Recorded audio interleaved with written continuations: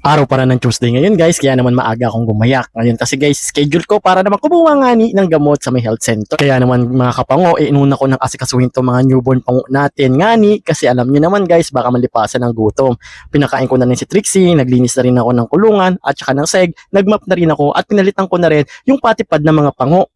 At buti na nga lang nga ni, itong si Mami Trixie ay naaasahan ko na rin talaga magpadede ng kusa niya. Hindi ko na siya kailangan pilitin kasi kusa na siya pumapasok sa kulungan.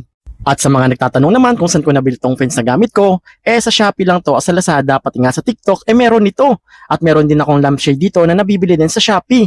So itong ilaw na dilaw, talagang hindi ko na pinapatayan simula umaga hanggang gabi.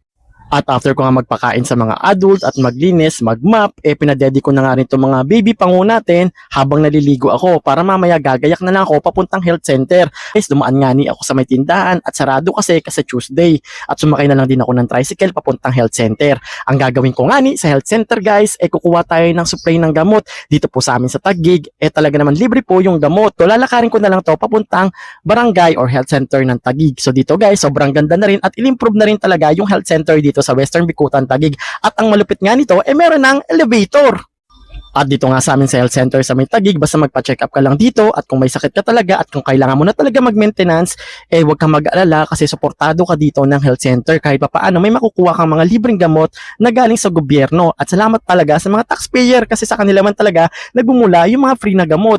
At syempre, maraming salamat din sa mayor nating si Ma'am Lani Cayetano. Kung matino ang mayor, matino rin ang LGU. Kaya dito sa amin, sobrang bilis lang din magproseso or kumuha ng gamot. Nandito na tayo sa may housing at nakita ko nga rin talaga tong sikat na Angel's Burger dito sa may C5 housing. At lahat ng taga-Taguig, taga-housing, talaga naman alam na alam tong Angel's Burger na to. Hindi ko lang alam talaga nga ni bakit ang sarap ng Angel's Burger. At sa totoo lang guys, mas nasasarapan talaga ako sa lasa ng Angel's Burger kumpara sa burger ng McDonald's at saka ng Jollibee. After ko nga kumain ng Angel's Burger, dumiretso na rin ako dito sa bilihan ng mga appliances dito sa may C5 housing sa may overpass.